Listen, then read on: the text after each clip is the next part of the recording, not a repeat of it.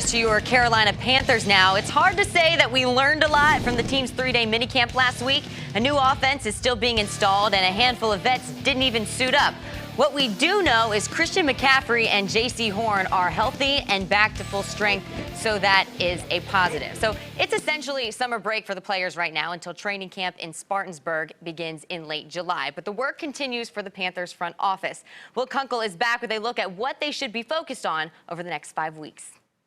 Finally, mandatory minicamp is in the books. Voluntary OTAs is in the books. So what does that all mean? It means that we have now 5 weeks to get ready for training camp. Here is what I need the Panthers to do in order to get ready for training camp. There are 3 objectives in my mind. 1, the team has got to go out and they got to find a defensive end. We had Carlos Dunlap in for a visit. No deal is imminent at this point, but you need somebody across from Brian Burns to be able to rush the passer, because with this defense, if you cannot get to the quarterback, you're going to have a very tough time. And listen, we got one of the best secondaries I think we've had in a very long time with Xavier Woods, potentially C.J. Henderson in the nickel, Dante Jackson, J.C. Horn, Jeremy Chin.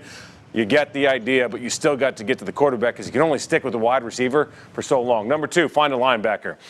I am not really sure what's going to happen at linebacker because Wilson's still going through some legal issues. Shaq Thompson, the captain, he's set, he's good. Jermaine Carter's no longer with the team, so the linebacker position is a little worrisome for me. However, in the NFL, you can hide that linebacker core.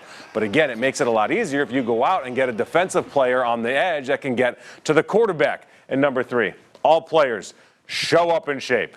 That's the new NFL. It's no longer the case where guys show up out of shape and you can get in shape during camp. It's no longer 2-a-days. It's not as long. It's not as much contact.